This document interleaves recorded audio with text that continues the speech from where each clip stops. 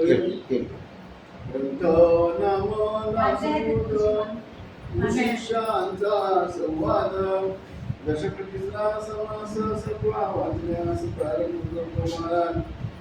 श्री गणेशाय नमः. ओम सरस्वते नमः.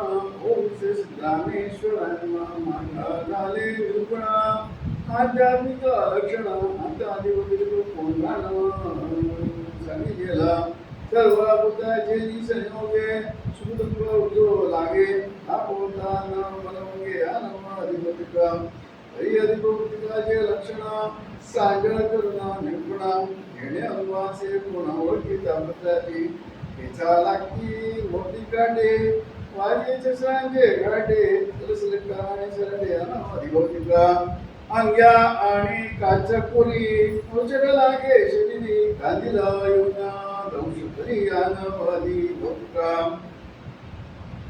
मासी गोमासी मुळमाशी मुंगी तेलमुंगी डासदंशी छोट जळू लागे असे अधिरोधून बोलले विसा कुसळ चाचणा कुसळेमुळे ढेकुणा मासी भोवर कुचट जाणयानं अधिरोधिका गोबी विंचू आणि विकारा म्यागरे लाणगे सुकरा गौशाळा सांबऱ्यानं अधिरोधिका रान गाय रान म्हशी रान सकटे आणि निसे रानसी आणि रामसे राना देवतिका शिष्टोडून नेले का देवचिता बुडाले अथवा खळाळी पडले या नाव देवतिका नाना विखारे आजकर नाना मगरे जरा नाना मनचे पद या नाव देवतिका अश्व ऋषभ आणि खर सानसपुर जंबुर मांजक मांजर ऐसी होईल ज्ञान ऐसे कपिल भानके ओळखी दुःखदायक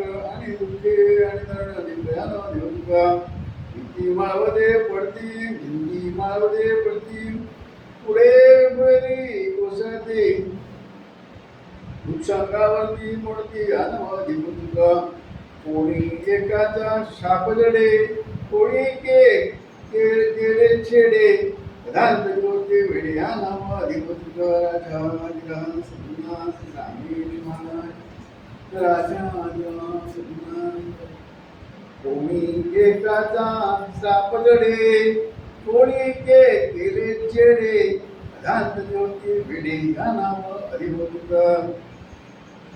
अधिभौतिकता. रामदास महाराज यांना दशक तिसरा समास सातवा मध्ये अधिभौतिक ताप बद्दल वर्णन केले. 3 ताप आहे. ताप म्हणजे त्रास दुःख. पहिलं आध्यात्मिक शरीरातून रोग उत्पन्न होतात म्हणजे त्रास होतो त्याला म्हणतात आध्यात्मिक. उदाहरणार्थ ताप येणं सर्दी होणं खोकला होणं कॅन्सर होणं दात दुखणं कान दुखणं डोळ्याला त्रास होणं लघवीला त्रास होणं संडासाला त्रास होणं हातपायांची जळ आणि कमरेला त्रास होणं जे म्हणजे आतून शरीरातून आतून ते आध्यात्मिक. अधिभौतिक म्हणजे काय? नारळाच्या झाडाखालून जातो नारळ पडलं डोक्यावर बेशुद्ध पडलं. झाडाखालून झाड पडला दुखापतीचा. दगड लागला दुखापतीचा. माळवट पडला दुःख झालं. भिंती पडला दुःख झालं. दुखापती. हे सगळं अधिभौतिक मध्ये येतं. त्याच्या पलीकडे माना अगर न माना अनुभव अनुभवाविण माना अनुभव नको रे अंतरीचा देवा मालूम नको. दासबोध मध्ये वर्णन केलेलं आहे जे वृक्ष सहस्रभूत मानत भूते पिशाच नाही असं म्हणूच नाही म्हटलं. पण म्हणतो ना दृष्ट लागली भूत केला, भूत मान्य केलं रामदास महाराजांनी, चेडे चेटके मान्य केले. आणि यंत्र मंत्र तंत्र भूतावळ मानूच नाही असं नाहीये, आहे त्याच वर्णन इकडे केलंय. काय सांगितलं आहे? भिंती माळवदे पुढे गुळी कोसळती वृक्षांतावर होती. भिंती माळवदे, भिंत कोसळते ते माळवदे म्हणजे माळवट असतो ना आपलं ते. कडे भुईरी म्हणजे डोंगराकडून जातो कडे कोसळतात. भुईरी म्हणजे आतमध्ये भुईरमध्ये गेल्यानंतर भुईर कोसळते. वृक्षांतावर मोडती, या नाव आधी होत. कोणी एका आता शाप जडे, शाप देतो ना आपण, कोण माझा तुला शाप लागेल, तो बोलला, तो निमित्त झाला, मग तो लढला. कोणी एके केले चेडे, चेटूक म्हणतात ना ते, म्हणजे उंच आली याच्यात. अदांतरी होते वेडे, या नाव अधिभौतिक बोलती. अदांतरी वेडे म्हणजे अचानक वेडा होतो माणूस, चांगला असतो, अचानक वेडा होतो. हा काय प्रकार आहे? अचानक माणूस कसा वेडा होऊ शकतो? काहीतरी आजार पाहिजे की नाही, अचानक वेडा होतो. कसं होणार? म्हणजे आपण बुधाकीचा प्रकार आला की नाही, हे रामदास महाराजांनी मान्य केलं. मग ते पण अधिभौतिक तापमध्ये गेलं. हा आध्यात्मिक तापमध्ये मोडत नाही. चेडे चेडके आणि काय म्हटलेलं अधांतरी वेळे होते, अचानक वेळा होतो, कारण काहीच नाही. बॅक हिस्ट्री म्हणतात ना, बॅक हिस्ट्री, इतिहास काहीच नाही. डॉक्टरकडे विचार केल्यानंतर होमिओपॅथीवाले विचारतात बॅक हिस्ट्री काय, आयुर्वेदिकवाले विचारतात बॅक हिस्ट्री काय. पण सगळ्यात जास्त बॅक हिस्ट्री विचारणारे कोण आहे? होमिओपॅथी. बॅक हिस्ट्री काहीच नाही, अचानक वेळ लागतो. या गोष्टीवर मानत नाही, अल्मावेळ मानत नको, मानत नाही कोणी, पण आहे. हे रामदास महाराजांनी मान्य केलेले आहे. भूत पिशाच भूतावळी हे नाहीच असं म्हणूच नाही, आहे ते नाही असं नाहीये. म्हणून त्याचं वर्णन तिकडे केलेलं आहे. काय सांगितलंय? कोणी एकाच शाप जडे, काय म्हणतात? कोणी एकाच शाप जडे म्हणजे काय? वक्र दृष्टी, वाईट दृष्टी. कोणी एके चेडे केले, बघायला जातो की नाही आपण, त्या औषध पाणी घेतो, सगळं करतो. नंतर आपल्याला कोणीतरी म्हातारा माणूस किंवा त्याला अनुभव सांगतो, अरे बाबा काय झालं तुला, मी आजारी पडतो. तर मग औषध केली, सगळे डॉक्टर दिलो, रिपोर्ट नॉर्मल, आजारी मला बरं वाटत नाही. मग त्याला संशय येतो, अरे मग हे जाऊन बघ कोणाकडे जा. दाखवायला निघतो, त्या माणसाने तिला भूत केलेलं आहे, त्या माणसाने तुला मोठी मारलेली आहे, त्या माणसाने असं केलेलं आहे, तसं केलं आहे. भूतावळीचे प्रकार, भूत आहे, पिशाची आहे, करणी आहे, काळी विद्या आहे. हे दासबोधाने पण मान्य केले, रामदास महाराजांनी मान्य केले. नाही कसं तीन विद्या सांगितल्या ना, विद्या तीन आहेत. देवाची आहे, मानवाची आहे, एक दानवाची. तीन विद्या आहे. देवाची काय म्हणलेलं माया आहे, राक्षसाची ओढंबरी आहे, मनुष्याची आहे. तीन विद्या आहेत. मंत्रशक्तीने सगळं तयार होतं. ते एक मंत्र तयार होतं. पहिला ऋषीमुनी होते बघा, जप तप करायची. रामाचं म्हणा, शंकराचं म्हणा, कृष्णाचं म्हणा, जप करत असत.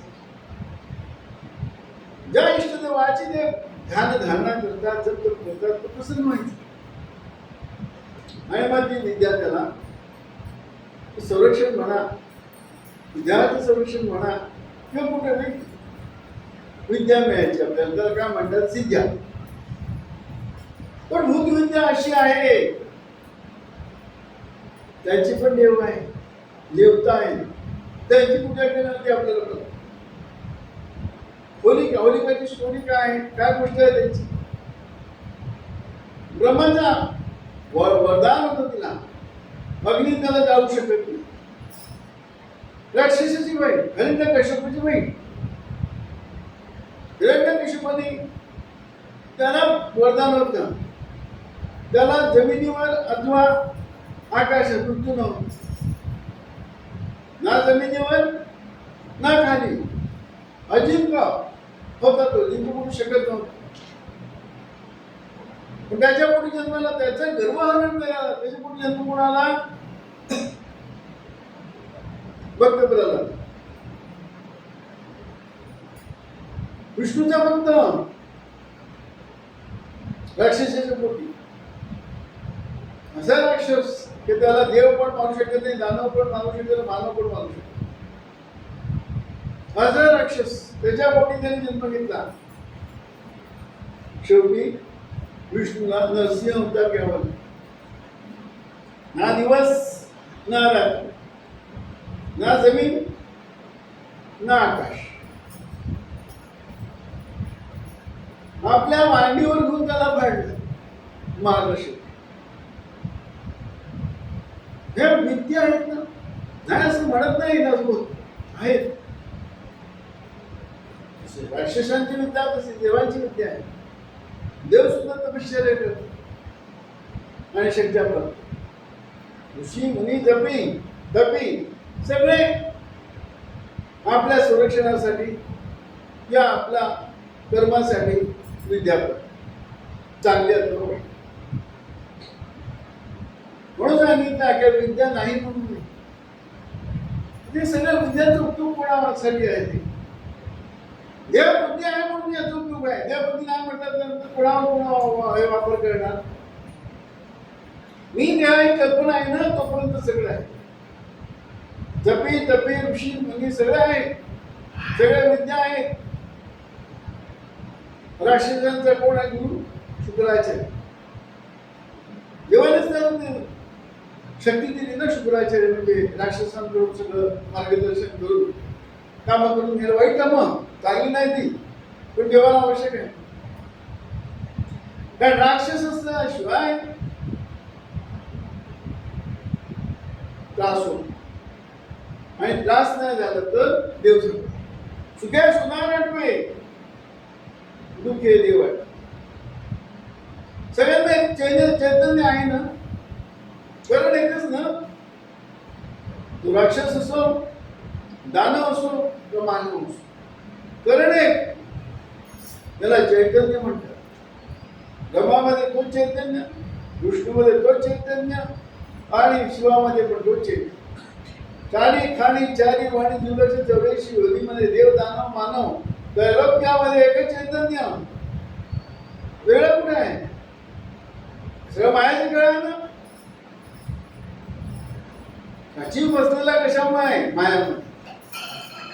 या मायातून बाहेर काढायला रोगस्वरूप त्याला औषध देतात. तो औषधाने बरा. दोन गोळ्या असतात, अँटीबायोटिक आणि अँटीसेप्टिक. अँटीबायोटिक आणि अँटीसेप्टिक. सेप्टिक होऊ नये म्हणजे काय? त्याला रोग वाढू नये म्हणून. अँटीबायोटिक म्हणजे जे विषारी हे असतं ते जंतू त्याला मारण्यासाठी. आता राक्षसांची गरज काय? बुद्धांची गरज काय? अधिभौतिक तापाची गरज काय? अधिभौतिक आध्यात्मिक तापाची गरज काय? जीवाला त्रास झाला, त्याच्या शब्दाला देव आठवत नाही. सुख्या सुनाराटवे दुःखे देव आठवत. सुखात देवाला विसर, दुःखाला तर रात्रदिवस एक करतो. न मानणारा म्हणून देव मला मानतो.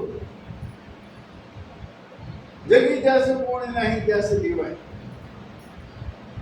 त्याला वाटतं पैसा काय कामाचा नाही, ओळख काय कामाची नाही, मनुष्यबळ काय कामाचं नाही. डॉक्टर म्हणतात देवाला देऊ. जे एज्युकेटेड आहेत, सुशिक्षित आहेत, असे डॉक्टर म्हणतात बाबा नाही, तुम्ही माझे प्रयत्न करून थकलो, बॉडी रिस्पॉन्स येत नाही. मग काय देवाला स्मरण, दुःखात देव सापडतो ना.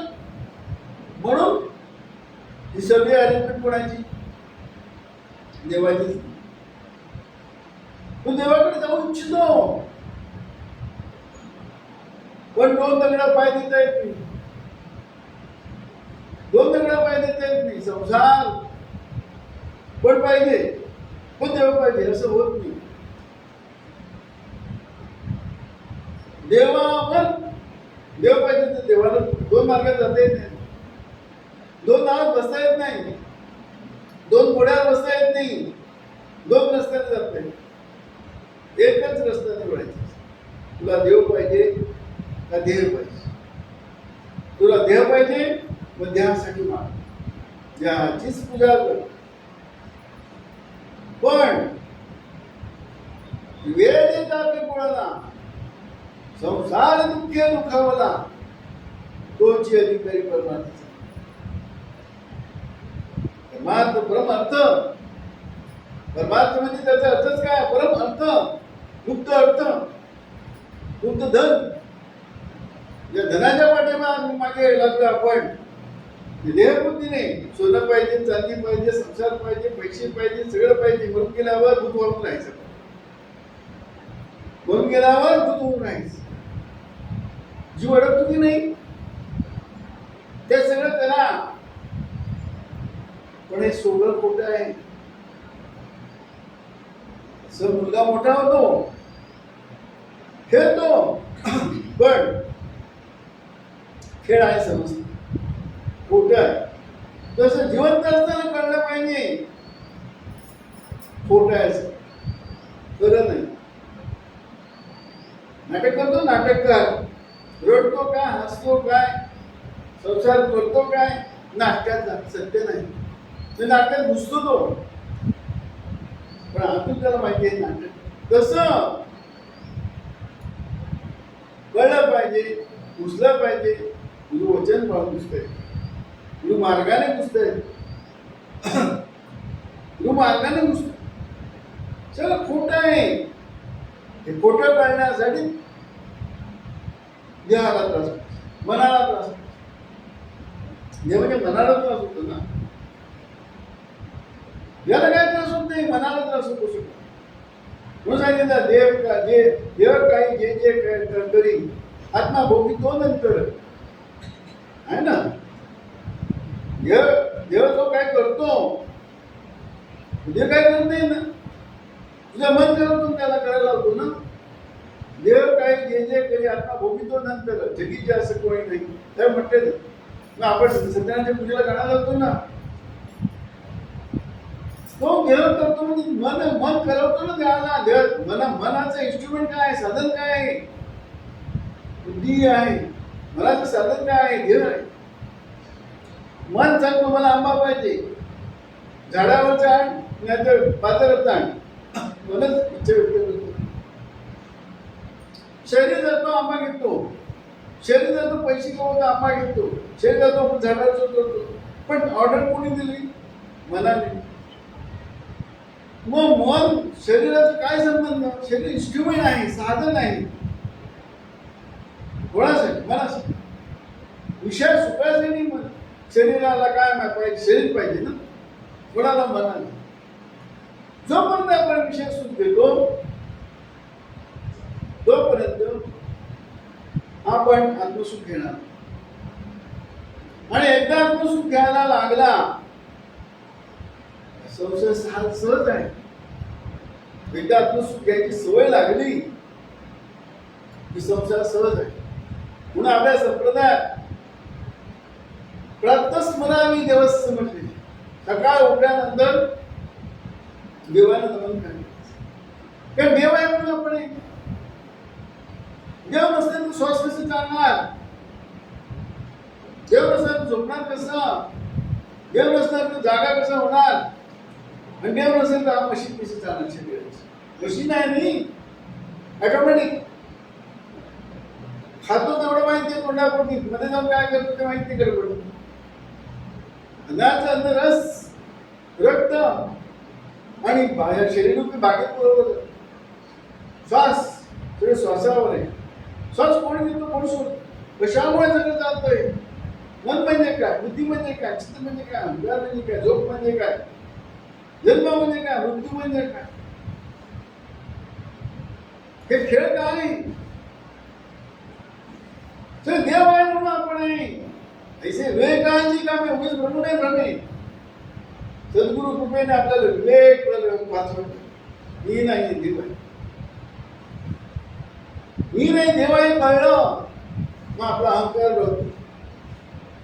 त्यामुळे सगळ्या अंबावजा मानसीचा कळेना, त्या ध्यान बांध काही कळेना. अहंकार आहे ना, मी आहे मी आहे. ओळख काय मीची देव. मेल्यानंतर ओळख काय झिरो. 12 दिवसात नाम दिलं होतं, 12 दिवसात नाम राहतो आणि आपली एंट्री बंद. भूक येऊन आला तर लवकर जा, नाही तर मी तुझी बंदोबस्त करून टाकतो. ही आपली किंमत. जन्म काय घेतला माहित नाही, जगायचं कशासाठी मला माहित नाही, मरायचं कशासाठी माहित नाही. जन्म घेतो अज्ञानातून, अज्ञानात होतो, अज्ञान मरतो. मरण्यापूर्वी सत्यनारायणाला ओळखायला, देव सत्यनारायणाला ओळखायचं नाही. त्याच्यासाठी ही देवाची आलोचना आहे. चेडे चिटके मुद्दे काय काय देवाने करून ठेवलं आहे. कशासाठी. जो देवाकडे जाऊ इच्छुक त्याला पाठीमागे सगळं त्याच्या इच्छेशी काय होते. ज्याच्या आणि सत्य ब्रह्मांड मुळे चालत असे हा मायाचा खेळ तसे जो माया जो गुरुला शरण आलेला आहे त्याला कोणी मानू शकत. जो गुरुला शरण गेलेला आहे, गुरु वचन मानतो, त्याला कोणी मानू शकत. आणि तो मेला तरी मरतच नाही ना. त्या मरणापूर्वी त्यानं मरणाला ओळखलेलं आहे. मरणापूर्वी मरणाला ओळखलेलं आहे. जन्मनापूर्वी जन्माला ओळखलेलं आहे. स्वतःची ओळख झालेली आहे. जन्म मरण ही कल्पना आहे, खोट आहे. शब्द खोटा आहे की नाही हे शब्दात जसे पण कळत नाही, जागे झाल्यावर कळतो मी समजतो. जसं सद्गुरू आपल्याला जिवंत असताना साथ आणतो, कशाने एक बीज मंत्र, कशाने 4 भजनाने, कशाने निरूपणाने, तिन्ही साधनांचे बहुकष्ट केले. तिन्ही साधनांचे बहुकष्ट करावं. 4 भजन, ध्यानधारणा आणि निरूपण. काय तुम्ही शुद्ध होतो ना.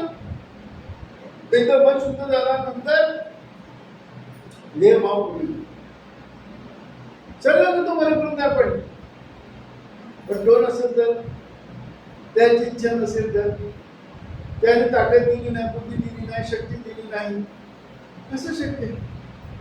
सगळं देवामुळे घडतं आणि देवाला दिसत. पण वेद आपला संसार दुःखे दुखावला त्याच्यातून बाहेर काढण्यासाठी सद्गुरू आदिभौतिक, आध्यात्मिक आणि अधिदैविक. अधिदैविक तापचा अनुभव आपल्याला सांगता येणार नाही, कारण आपण गेलेलो नाही, जिवंत आहे. पण 2 ताप तर नक्की की नाही. आतून सर्दी खोकला तर ताप होतोच, पोटात दुखतच, खूप मोठे काहीतरी असेल तर कॅन्सर होत, काय अनेक रोग उद्भवतात. हे आपण सांगू शकतो की नाही. याला आध्यात्मिक म्हणतात. आतून आध्यात्मिक हेच आपल्याला अधिभौतिक मध्ये बाहेरून दगड लागला, गाठ पडला आणि ते चेडे चिटके पडल्याचं सांगितलेलं आहे. त्यातून नाही बाहेरून काही विद्या जाते की नाही. चेटक विद्या म्हणतात, चेटक विद्या. ती विद्या पण अधिभौतिक मध्ये.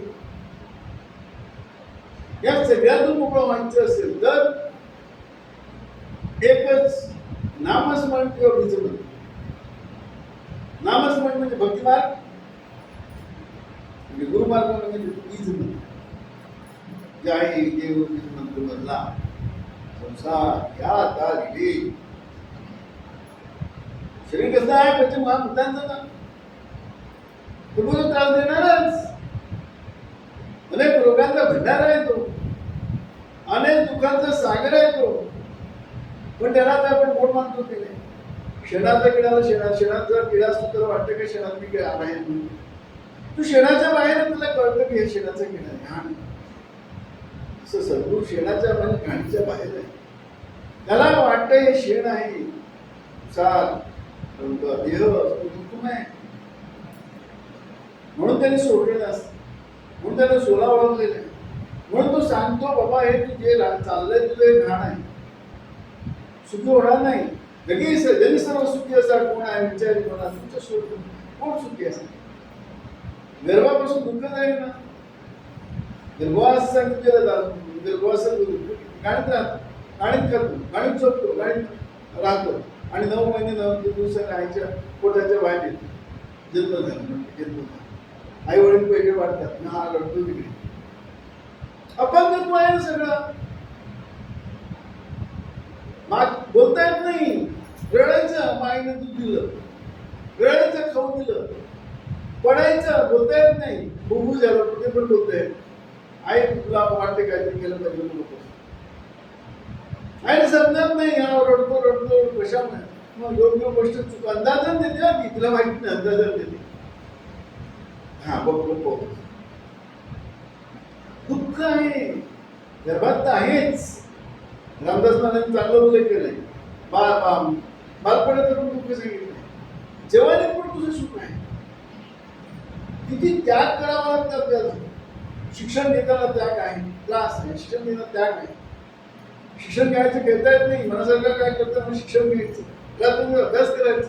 एवढं करून अभ्यास झाल्यानंतर नोकरी शोधावी लागते. ती पण टिकली तर बरं, नाही टिकली तर मग साहेब मला मारेल का, बोलेल का, आपल्याला काढून टाकेल का. संसार आहे पाठीमागे, मुलं आहे, बायको आहे, भीती आहे शेवटपर्यंत. मरेपर्यंत मला चौकशी लागेल का, हे लागेल का, ते लागेल. कुठे सुख आहे? सुख जवळ एवढे, दुःख पहा जन्मापासून मरेपर्यंत. आणि म्हातारपणी तर विचारूच नाही, शरीर साथ देत नाही ना. आणि मग चिंता, हे झालं ते झालं ते झालं. सुख कुठे आहे? मेल्यानंतरही कुठे सुख आहे? अधिदैव ताप आहे की तिकडे? सद्गुरू हेच समजून सांग. गोदाम म्हणतात रामदास, त्याला बोध केलेला आहे. जो रामाचा दास आहे, म्हणजे अज्ञाचा जो दास झालेला आहे, त्याला तो बोध काय म्हणतो, बोध म्हणजे गायडन्स. कसं बाहेर यायचं? सुख नाहीच आहे ना, सुखाचा भास आहे. आज जेव्हा सगळ्यांनी जेवावं लागतं, दुपारी नाश्ता करावा लागतो, सगळे उठल्यानंतर परत सुरुवात होतो. सुख कुठे? रात्री झोपताना सुख आहे की नाही? झोपेत कळत नाही, सगळं उठल्यावर चांगली झोपलो, छान काढतो झोपले झोपले म्हणून समाधी म्हटलेलं आहे. समाधी ज्ञान जातो की नाही? ज्ञानातून नाही जात. सद्गुरू भेटल्यावर बीज मंत्र देतो, त्या बीज मंत्राने आपण ध्यानातून जाता येतो. ध्यानातून कुठे जातो? सुषुप्ती. सुषुप्तीतून डायरेक्ट स्वरूपाकडे. एक बीज मंत्र तू सांगितलं, जाही देवर बीज मंत्र म्हणता संसार या तारले मोक्षाची दाट वाट बरवी दाहो नियासू. जन्माची सगळी मुळे कडून या. जन्माची मूळ काय? जन्म कशामुळे होतो? जन्माची सगळी मुळी कडून या. उदावली कशामुळे जन्म? आशा, तृष्णा, कल्पना ह्याच्यामुळे जन्म होतो. देव होईल का, देव होईल का, देव होईल का, देव होईल. आशा, तृष्णा, काहीतरी पाहिजे, वासना सतत पाहिजे. कल्पना, असं होईल का, तसं होईल का. आशा, तृष्णा, कल्पना ह्याच्यामुळे वासनेमुळे माणसं. आशा, तृष्णा, कल्पना, वासना म्हणजे कुठली वासना? विषय सुखाची. मरेपर्यंत विषयच करता येतो. ते पाहिजे, ते पाहिजे, ते पाहिजे, ते पाहिजे. मरेपर्यंत मागणं थांबतच नाही. जिवंत असताना स्टॉप थांबायला. ठेविले अनंते देशीची राहणी चित्ती असू द्या व्यसन. देवाकडे काय मागायचं नाही. देवाकडे काय नाही मागायचं. मागे त्याची लावे भिकेची, मागे त्याची लावे भिकेस, न मागे त्याची रमांगोळे दास. देवाकडे काय नाही मागायचं. देवाला मागायचं असेल ते काही मागायचं. देवा मरेपर्यंत तुझी भक्ती करू. तू सांगितलं हेच दान नाही का देवा तुझा विसरण. गुण गाईन आवडी याची माझी सर्व जोडी. नलग्या मुक्ती धनसंपदा संत संगती. मागायचं ते हे मागायचं. जेव्हा मरेपर्यंत तुझं मला भक्ती करू. आणि भक्तीतच आनंद आहे, भक्तीतच सुख आहे, भक्तीतच सगळं काय विश्रांती. बाहेर पडायला संसाराची ओढ असेल ती कसं होणार. जे सोडायचे आपण ठरवून ठेवतोय ते सोडल्याशिवाय सुख नाही. देह बुद्धी सोडायची. मी देह देह मला दुःख आहे.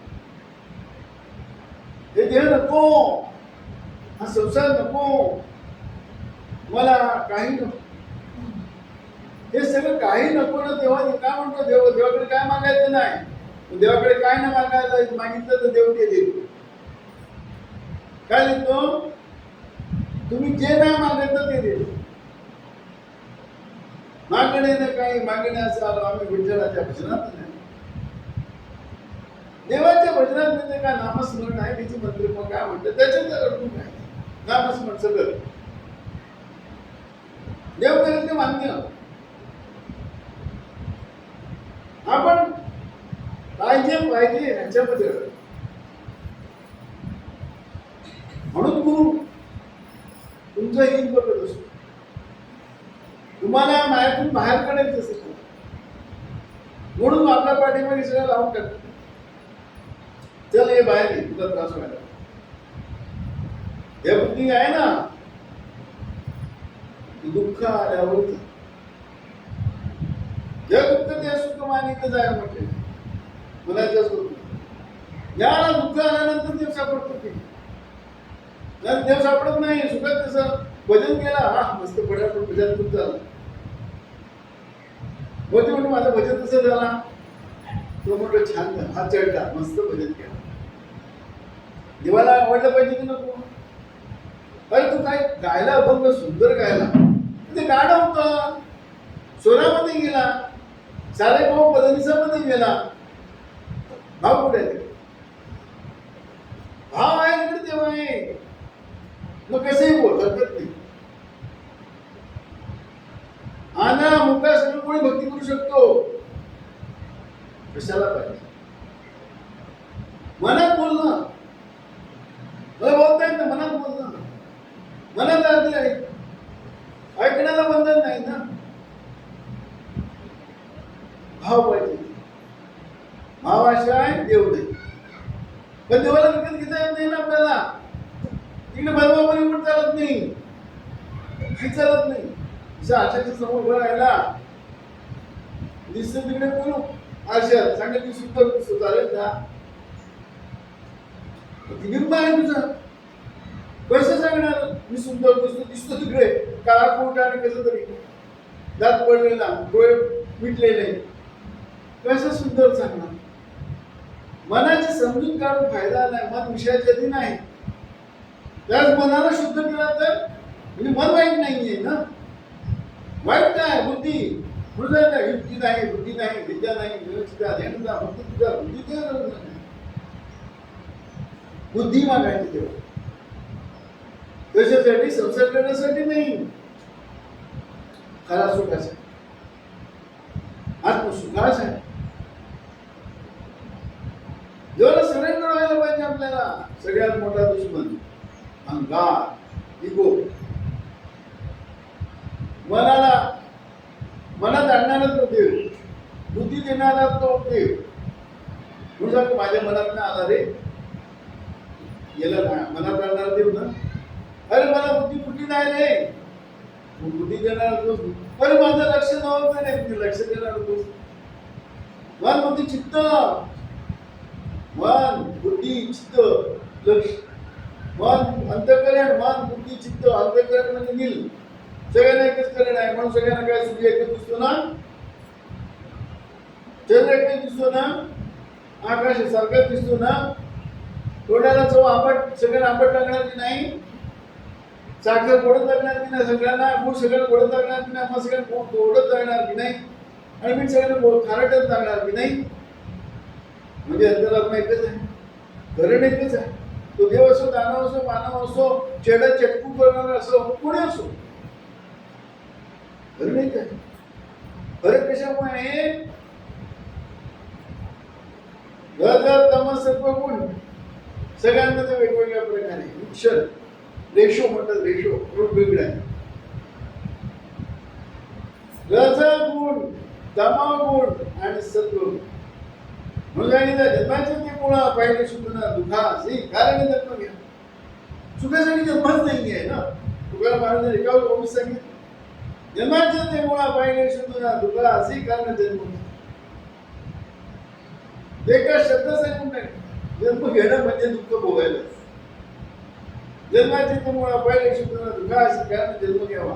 पापा पुण्य करून मी पाप केला, मी पुण्य केला, जन्म आहे तो प्राणी म्हटलेला. कारण तिकडे करते पण आहे ना, इगो आहे ना. मी अनेक तीर्थस्थान फिरलो, या देवाचं दर्शन केलं, त्या देवाचं दर्शन केलं, त्या भिकाऱ्याला एवढे पैसे द्या, धर्मशाळेला एवढे पैसे दिले, मी आहे ना, करते पण आहे. पुण्य झालं की मी पाप केलं, मी हे वाईट केलं, मी ते वाईट केलं, तूच केलं ना, म्हणजे वाईटपणा करणार तूच. पाप पुण्य करून जन्म येतो प्राणी. कल्पना काय मी करतो, त्याच्यामुळे पाप केलं मी केलं, पुण्य केलं मी केलं, काय तू आहे म्हणून जन्माला येतो. तर देव करतो, पण हा ओढून देतो, मी करतो, मी करतो, मी करतो. हेच म्हणलं तर सहज करणे झाले ब्रह्मांड ऐसे जन नव्हे अगाचे जन मी नाही केलं, देव करतो. चांगलं असो देव केलं, वाईट असो देव केलं. जन्माचे ते मुळा पाहिजे सुद्धा दुखास ही कारण जन्म घ्या. पापा पुण्य करून जन्म येतो प्राणी धरदे रज तम सत्व आहे ज्यांच्या मी याचे गुण जगू आहे. हे पुण्यात आहे ना, तोपर्यंत आपण मी आहे नाही. रज तम सत्व आहे ज्यांचे याचे गुण जगू आहे. रज रजत काय तम म्हणजे काय, नरक चित्त, रजत सगळं माया झाला. तुका म्हणे ते सत्वाचे करावा परमार्थ. एक सत्व गुणाच्या योगाने आपल्याला परमार्थ, पण सवय लागतं, सवय पडे माया प्रबळ आहे म्हणून देवाचीच जन्म नसते. ती दुःख देऊ दुःखात तू काय सुखा काय काय कसो आत्मसुख मिळवण्यासाठी देवाच्या इच्छेसाठी कसं काय करू शकतो. भक्तिमार्ग किंवा गुरुमार्ग भयंकर त्रास, त्याच्याशी देवबुद्धी जाणारच नाही ना. सुख असेल तर देवबुद्धी राहीलच की नाही मरेपर्यंत. देवबुद्धी घालवण्यासाठी चेडे चेडके जे काय आहे देवाकडे शस्त्र ते वापर. मग काय सांगितलंय, कोणी एकाच शाप जडे, कोणी एके केले चेडे, धांतली होती वेळे या नव अधिभूती राजा सद्गुणा सिद्धरामेश महाराज राजा सद्गुणा श्री वंश महाराज राजा सद्गुणा श्री